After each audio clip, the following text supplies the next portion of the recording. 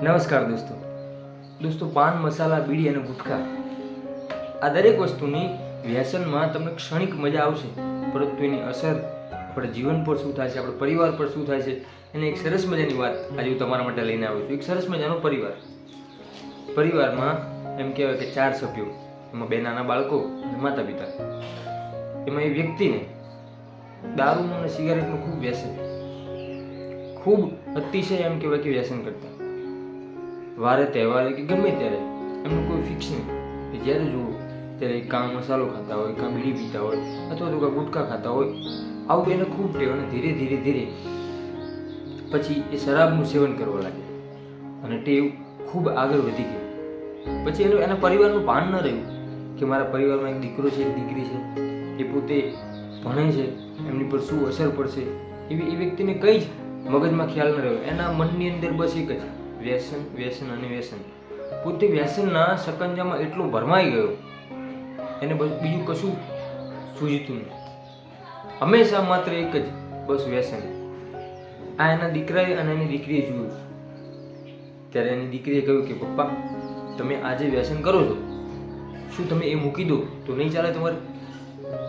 કારણ કે એ તમારું જોઈએ અને ઘર પરિવાર બધું શીખશે, આજુબાજુના લોકો એમાંથી શીખશે, નાના બાળકો, નાનું ભવિષ્ય જે છે, ઉજ્જવળ ભવિષ્ય છે, ખોટા વ્યસનના માર્ગે જશે, તમારામાંથી એ પ્રેરણા લેશે, તો શું એ વાત કેટલા હદે યોગ્ય છે? અને આ વાત, દીકરીની આ વાત એના પિતાને લાગી, અને એના પિતાએ વ્યસનને ત્યારથી ધીમે ધીમે ઓછું કર્યું, અને સમય જતાં વ્યસન એકદમ ભૂલી ગયા. આજકાલ ઘણા બધા લોકો એવા છે જે પોતે એવું વિચારે છે કે હું વ્યસન મૂકી નથી શકતો, મારે બહુ જૂનું વ્યસન છે. પરંતુ તમે મનથી જો વ્યસન સાથે જોડાયેલા રહેશો તો તમે વ્યસન ક્યારેય નહીં મૂકી શકો.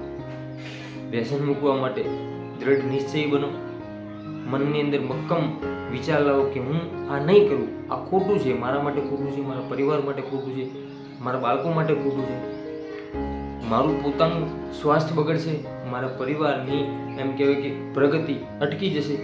આ બધું તમે જો વિચારો ને તમારી સામે એ જો દ્રશ્ય તમને દેખાય, અને છતાંય જો તમે વ્યસન કરો છો, તો તમારા જેવું આ દુનિયામાં કોઈ ગાંડું વ્યક્તિ નથી.